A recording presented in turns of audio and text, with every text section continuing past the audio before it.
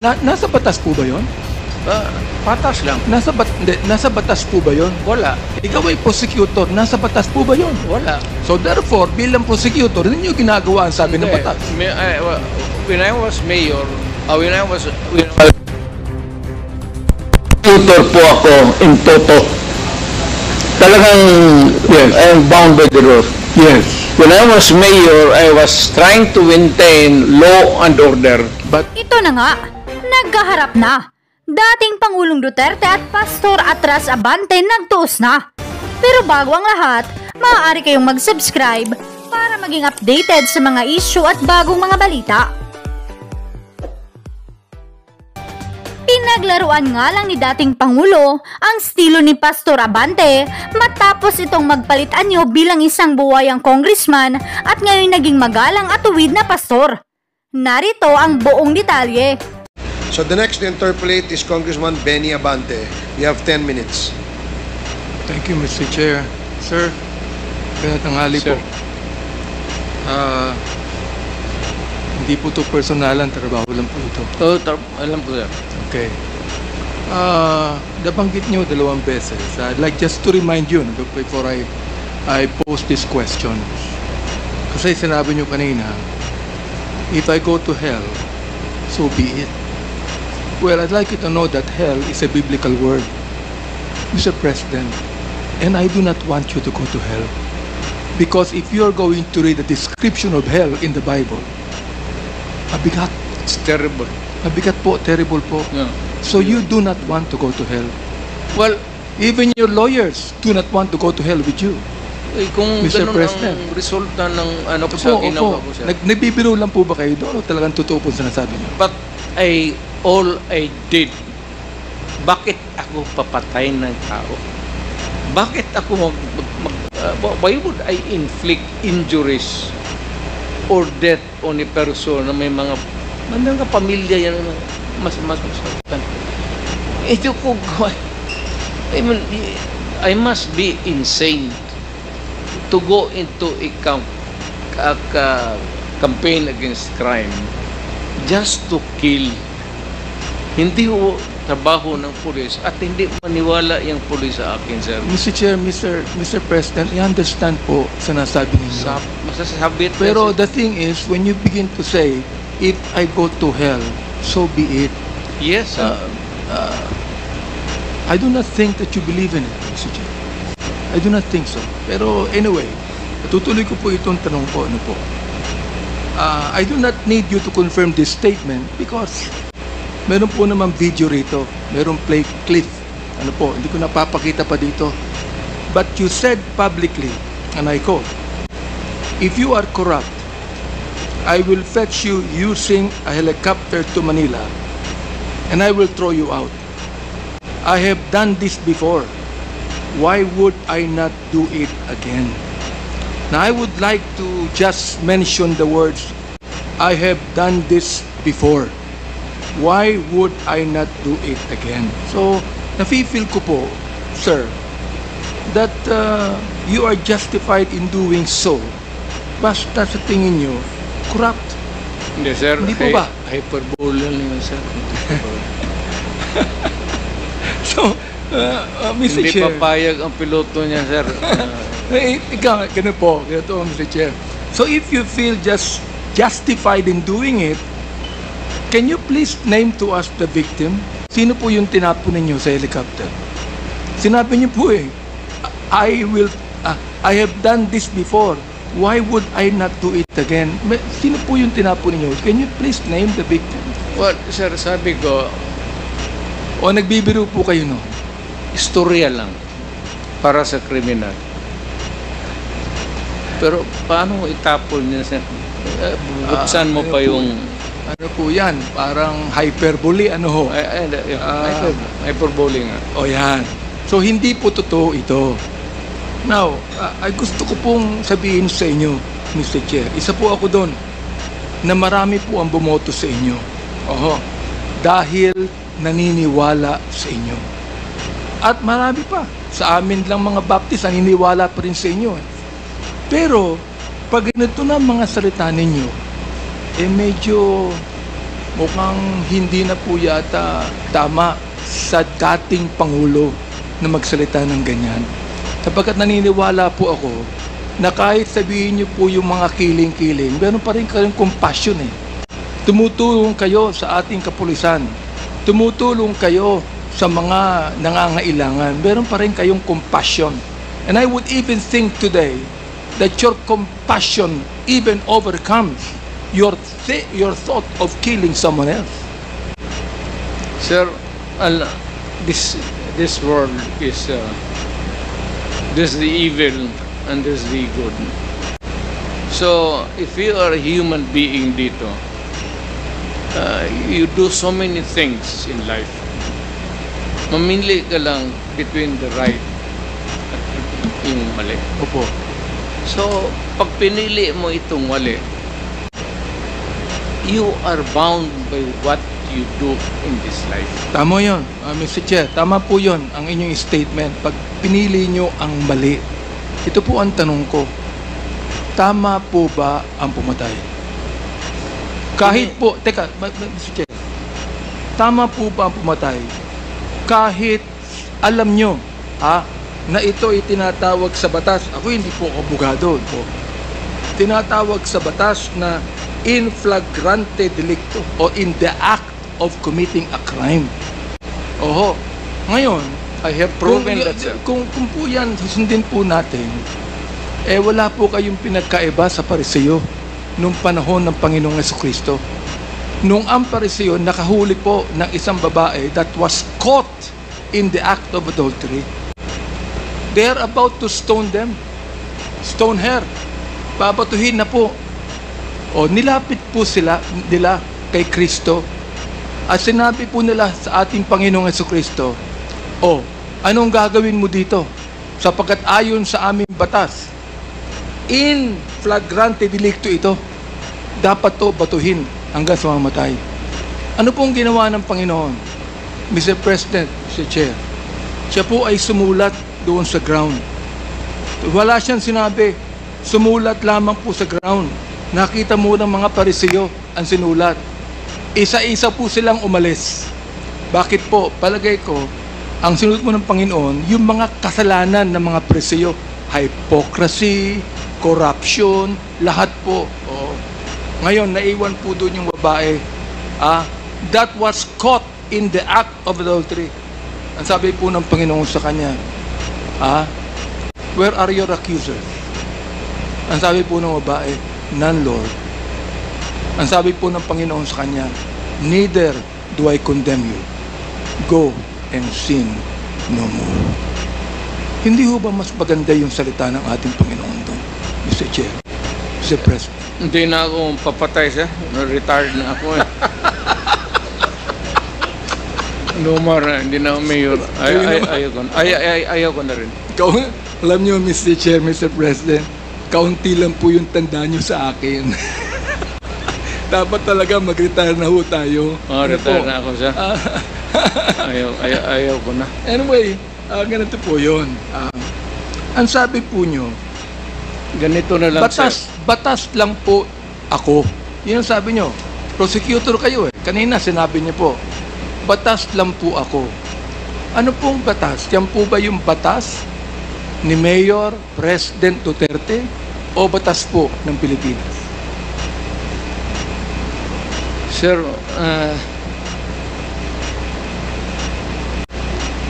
bago ko sagutin yung ano mo, sir,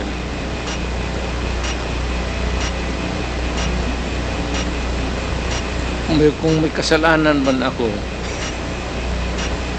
ayaw kong pumunta ng impyerno. Salamat po. Pastor ka man, sir, tulungan mo na lang ako. Mr. Chair, hindi po ito confessional. Ano po? Ito po ay quadcom hearing. Ipagdasal. Well, of course, you have a dual... ipagdasal mo na lang rin ako, sir, kasi alam mo man talaga na... Mr. President, trabaho lang yan.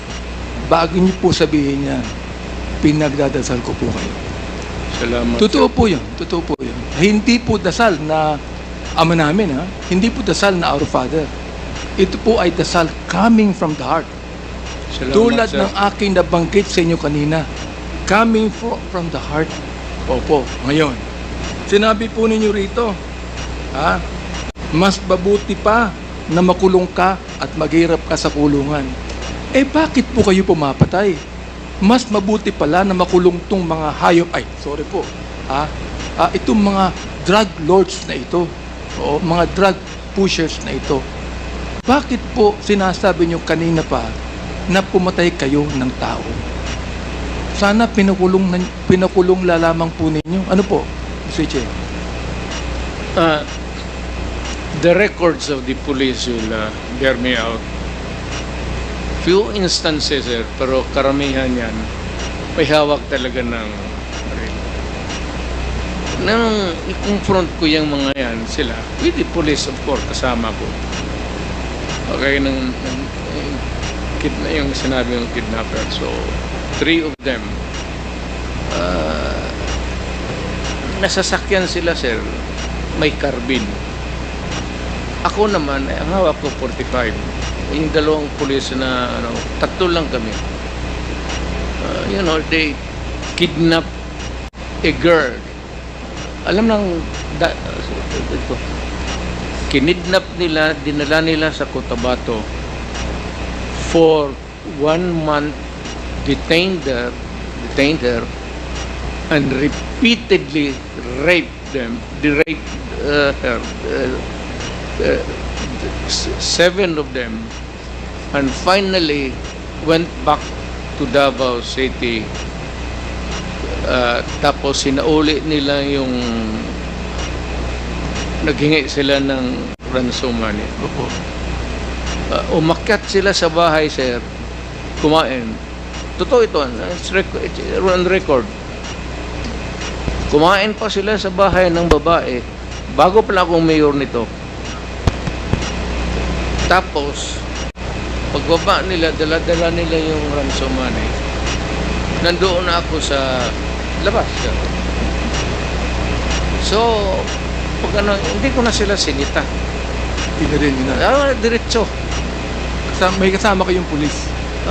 Kapag kasama ko pulis, pero yung usually, dalawa lang yun, sir. Yung Mr. Chair, naintindihan ko po yun.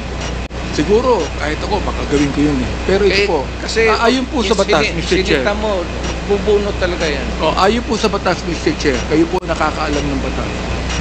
Meron po bang authority ang isang public official na bumaril? O yung pong pulis lamang ang dapat bumaril? Any person who is a victim, pulled up ka, may baril ka, lumaban ka, ano po sa self-defense? Any person has the right to defend Himself. his physical being, and his property. Pero ito pong kwento nyo kanina, Mr. Chair, hindi naman nyo dinidepensa ng sarili nyo eh. Hindi naman kayo ang ni-rape. Oo, ito po ito. Binaril nyo bigla sapagkat alam nyo gumagawa ng krimen. Naunawaan ko po yun. Kahit ako, baka gawin ko eh. Pero ang gusto ko lang po malaman, ayon sa batas, hindi naman nyo dinidepensa ng sarili nyo. Meron po ba kayong karapatang pumaril sa isang kriminal na hindi naman kayo ang target, kundi iba? Kung walang nakatingin, sir, barilin mo na.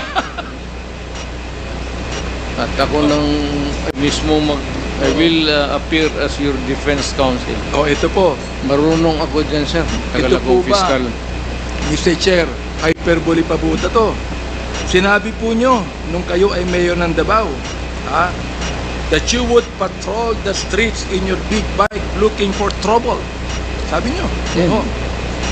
Talagang naghahanap kayo na enkwentro para makapatay. Yun po ba yun? Hindi sa inosente, sir. Oo. Mga kriminal, bakit ang maghawak? Mayor ka dapat maghanap ka ng away. Hindi po to hyperbole. Totoo po ito. Kasi looking for trouble eh. Kayo po ay nagbabike looking for trouble. Yes, sir. Oo.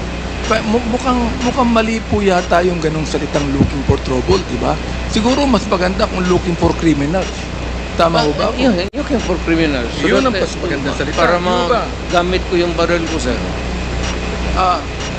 Alam nyo, Mr. Chair, Mr. President, hindi po ako masyadong pushy sa mga tanong ko sapagkat malaki pa rin po ang paggalang ko sa inyo. Salamat, sir. Totoo po yun. Oo. Pero ito tingnan nyo, Mr. Chair, Mr. President, ang sabi po ninyo,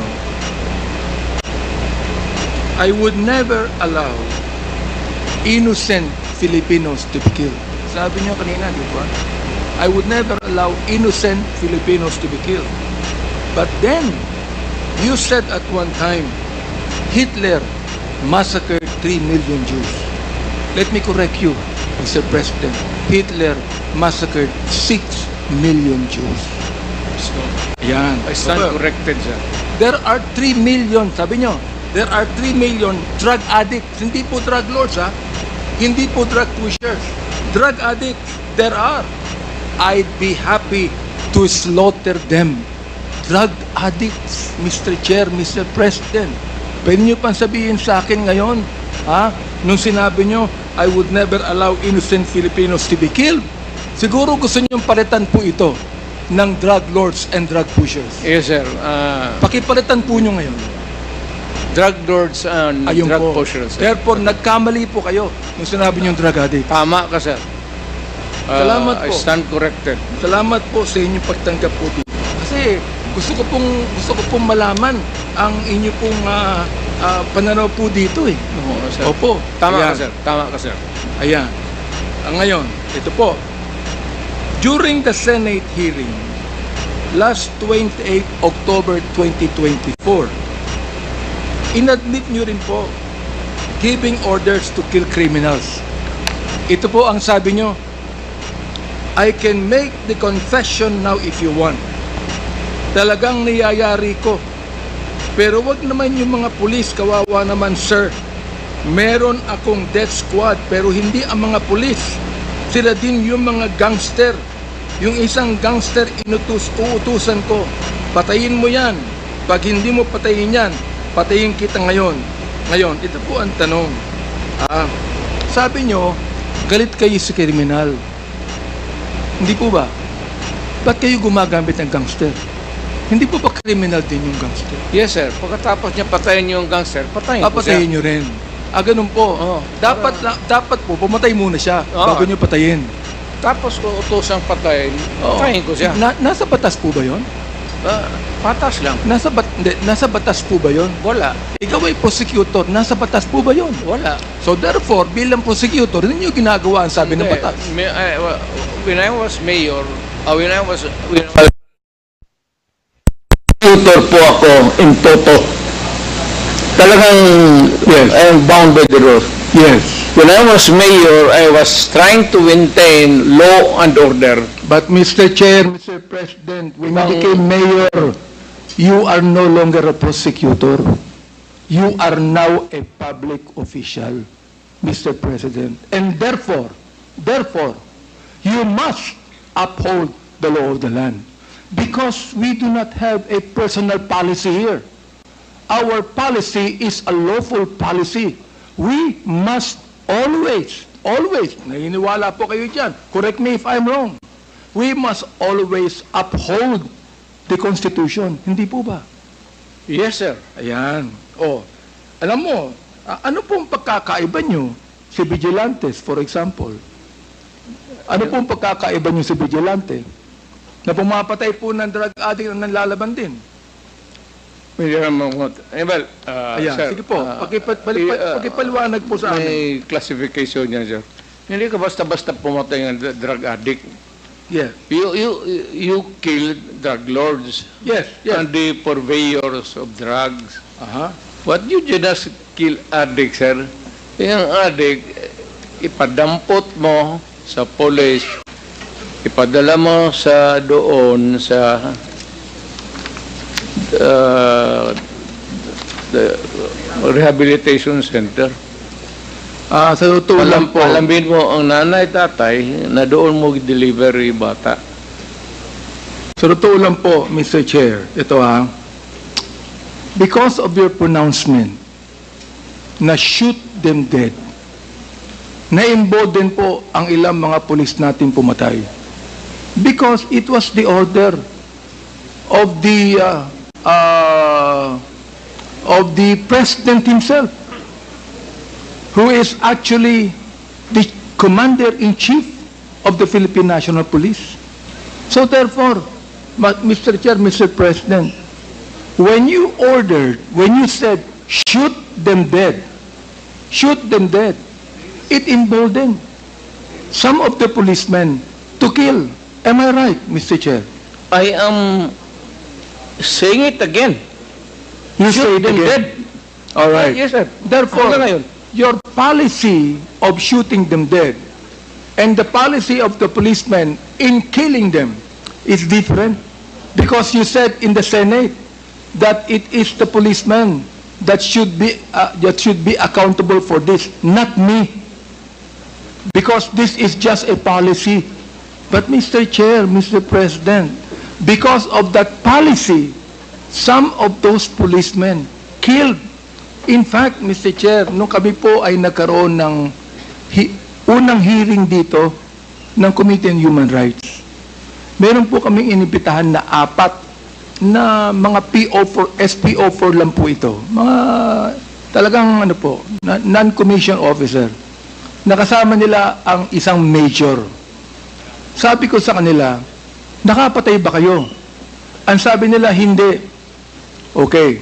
Ngayon tinanong ko, pero gumamit kayo ng baril at bumaril kayo. Ang sabi nila, meron kaming nabaril. Okay. Napatay niyo ba? Hindi po namin sigurado sapagkat marami kaming binaril. Marami kaming nabaril. Ito po yung tanong ko ngayon. Sabi ko, bakit niyo ginawa yan? Anong sabi nila? Ito po ang order sa itaas. Yun po ang sabi. Now, of course, you do not even know that, Mr. Chair, Mr. President. Ito po ang order sa itaas. Tama po ba ang ginawa ng 4 na pulis na yan? Sa kayo, Major? Pagka lumaban? Hindi po lumaban eh. Hindi. In fact, yung isa buhay po, hindi lang maibitahan dito, ayaw pong pumunta eh. Hindi po tama. That's about the only time that a policeman can legally kill another human being is when he is confronting a criminal and is armed, and it must be commensurate doon sa baril for baril. Ito po. Kung batuta lang ang hawak mo, barilin mo na lang sa leeg or barilin mo yung paa. Mr. Chair, Mr. President, ito po. According to the data that was given to us by the Philippine National Police, by General Baca himself, na ang sabi rito, 7,173 pushers were killed. Now, ang sabi po ay nanlaban. Pero gusto namin pumunta ron sa Philippine National Police. Tinan po namin ng crime lab kung paano po nanlaban ito. Ito po ba yung nakipagsuntukan lang? O nagkaratihan lang? O may baril? Bakit po, kung 7,123 pusher ang napatay, ibig sabihin ng laban, dapat meron din pong 7,173 na baril ang nakuha ang Philippine National Police. Tama po ba ako, Mr. Depende, sir. Not really a gun. It could be a knife. Knife. Okay po. It could Knife. be a something that would be lethal. Tubo or... Pero inamin po ng Philippine National Police na wala silang ganung karaming ebidensya. Oo, ng 7,173. For example, 440 users. Ang sabi nyo kanina, dapat tulungan yan. Dapat rehabilitate po yan. Pareho po tayo ng pananaw dyan. And by the way, Mr. President, naniniwala po ako sa inyo sa war on drugs. Ayaw ko po ng droga. Alam ko po ang magiging kapalit niyan sa mga kabataan. Pero ang hindi ko maintindihan, kung bakit kinakailangang mamatay ang more than 20,000 people upang magapila mga drugs. Pero after he became president, Mr. Chair, may drugs pa rin eh. Hindi pa rin po nawawala. Ako'y nagpapasalamat because in your time as president, wala na po yung manufacturing ng shabu sa Pilipinas. Naipasara niyo lahat yan. Ano pong pumalit, Mr. President? Smuggled drugs galing sa China. Lahat po ng mga drugs na yung nagpupunta sa Pilipinas ay smuggled galing sa China o galing kung saan-saan, Mr. President. Yan po yung sinasabi ko sa iyo for your information also. Of course, kayo po ay private citizen na. Eh, hindi nyo po kinakailangan pakialaman yan.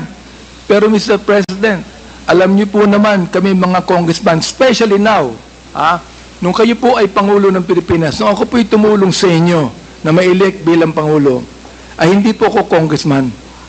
I'm a private citizen. Tumakbo uli ako ng 2019, naging congressman po ako. Alright, sa pang-apat at termino. Ako yung naging minority leader, ako yung naging deputy speaker, panahon niyo po yan, nung kayo nakaupo. Ngayon ako po'y tinalaga bilang chairman ng Committee on Human Rights. Wala tayong magagawa kundi imbisigahan natin lahat ng mga human rights violations. Tama, sir. Pero kayo po ang nagsabi na wala kayong pakialam sa human rights. At bakit po nyo nasabi yun? Eh, hindi man ako empleyado ng human rights office. I'm not trying to be funny. Wala akong pakialam sa human rights. Wala naman ako, hindi ako sa Kongreso, hindi ako member ng whatever. Wala ako, malayo ako sa human rights. So, Mr. wala Chair, akong pakialam. Pwede ko pang sabihin sa inyo na mali kayo. Bakit? Kayo ang Pangulo ng Pilipinas. Meron kayong pakialam sa human rights. Mali kayo ron. Tama ho ba ako? Meron kayong pakialam sa human rights.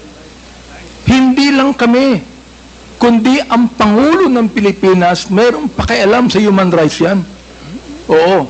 Kaya pati ang ICC nag-iimbestiga dito. Sabihin ko sa inyo, ako ang unang nagsabi na hindi ako magbibigay ng anumang dokumento sa ICC sapagkat if I do that, then I am surrendering the sovereignty of this country. Correct, sir. I appreciate it. Totoo po yan. Sinabi ko po yan. Sabi ko, kung gusto nila Believe ako mag-imbestiga, they do it on their own. But not use us in the committee. Opo. Ang kinakalungkot ko lang po, Mr. President, mukhang nagsasalita po kayo na hindi po sang-ayon sa napag-aralan yung batas. Yung human rights po, nasa Constitution po yan. Kayong tatlong abogado ni Mr. President, turuan nyo ang kliyente nyo. Hindi ba nasa Constitution yun? Attorney Delgra, hindi ba nasa Constitution natin ang human rights? Hindi na kailangan, sir. 98 po, sandali lang po, Mr. President. Tatanungin ko lang po yung abogado nyo, sapagkat siya ay isang resource speaker, nasa Constitution po ba ang human rights? Opo, sir. Ayun. Nasagot po niya. So, Mr. President, nasa Constitution po yan, at ang unang-unang dapat tumupad ng Constitution, sino po? Kundi ang pinakatatay ng buong bansa. Correct. Hindi po ba? Correct. Therefore, nagkamali kayo sa ganung salita. Retired tatay ako, sir. Hindi ba sabihin niyo sa akin, nung sinabi niyo Pangulo kayo, nagkamali kayo. Retired na po kayo ngayon. Hindi ko inaano yan. Pero nagkamali kayo ng ganung salita. Tama ako, mali. Hindi niyo masagot. I cannot debate with you on this, sir. No, Mr. President, I will not allow you to debate on me. Because if you debate and argue with me, I will even tell you that you're out of order. Kaya nga. Because any resource speaker cannot debate with any member of the Quadcom. Ang tinatanong ko lang, Mr. Chair. Naging congressman ako, sir. Opo. Ang tanong ko lang, dapat kayo po ang tumupad ng human rights bilang tatay po ng buong Pilipinas. Sinabi ni Atty. Delgra, nasa Constitution po yan. Sinabi nyo kanina, wala kang pakialam sa human rights. May pakialam kayo. Sir, hindi po ba, Mr. Chair? Sir, magprangkahan tayo, sir. Opo. Sige po. Pagka ganun talaga, Mayor, pagka criminal ka, mainit talaga ako sa iyo. Hindi po yung Pagka nag-rape ka, Mr. Chair, hindi po natin, wala pong problema ron eh. Hindi ko, I am not actually, yung bang, disagreeing with you.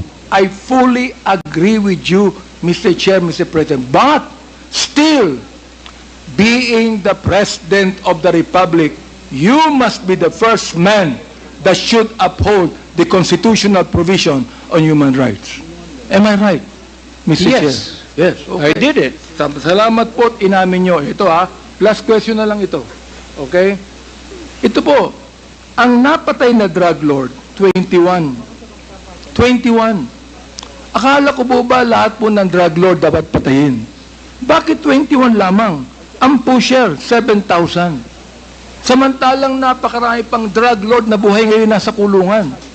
Yun ang pinataktakan ko. Oho, bakit nasa kulungan pa? Sapagkat maraming pera yan? Pwedeng kumuha ng magaling na abogado yan? O dapat po, kung dapat patayin ang mga drug pusher, may napatay na mga user, dapat lalong patayin ang mga drug lords. Mr. Speaker. Hindi ko Mr. naabot yan, Chairman. sir.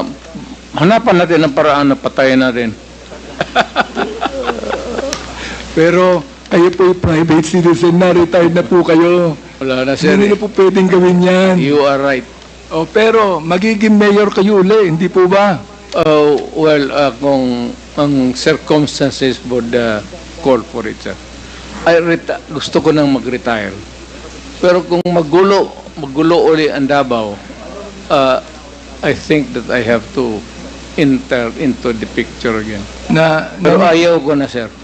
Naniniwala po ako, Mr. Chair, that any government cannot be ruled with fear. But it can be balanced with fear and love, Mr. Chair. Because if you rule any government in fear, then those people will be afraid. But if you're gone, Mr. Chair, Mr. President, they will do it again. Because they're not doing it because of fear. But, Mr. Chair, I know your heart, Mr. President.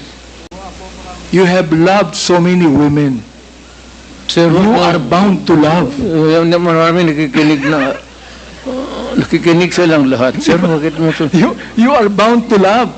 And therefore, sana po, kapag kayo maging mayor uli, nakita niyo na po yung pagkakamali ninyo na inamin niyo rito, sana po may pagbabago na sa Davao. Bakit naniniwala po ako na kapag ang ating nirule sa Davao ay yung pagiging makajos, pagiging matapat, pagiging honest, ay naniniwala po ako, magiging maganda po ang Davao Sa City. lahat na bagay, sir, hindi mo ako, you cannot question that.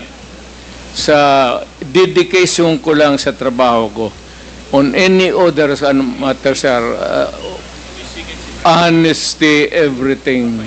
Salamat po. Isang question na lang. Sabi nyo kanina, nung kine-question kayo tungkol sa reward system, sabi nyo, hindi ako nagbibigay ng reward para patayin.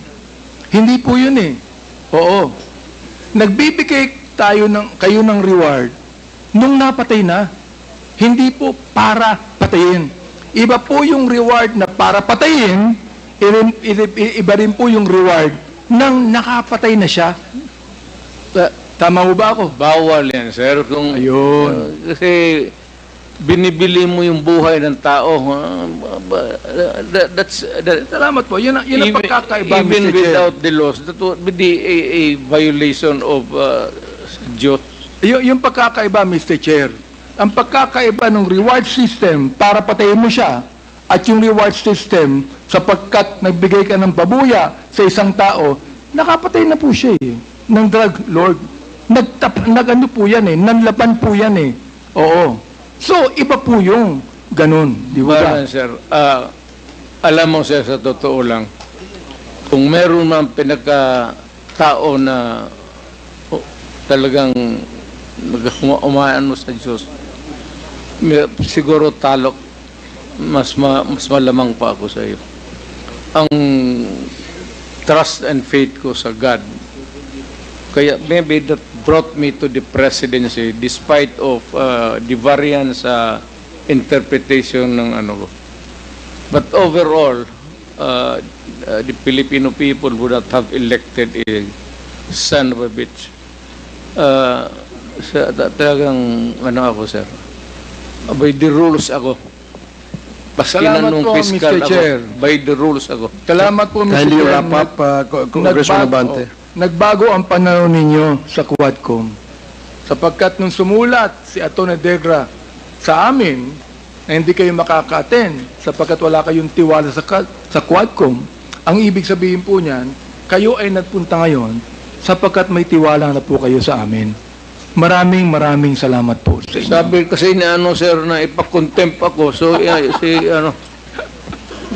siya, sir, Are you done, Congressman Abante? Yes, Mr. Chair, maraming salamat po. Okay, maraming salamat din po. ikaw yan, sir, nagsabi na we will cite him in contempt. Contempt, sir, priso yan eh. Mr. Chairman. So the next to interpolate, yes, Congressman Paduano.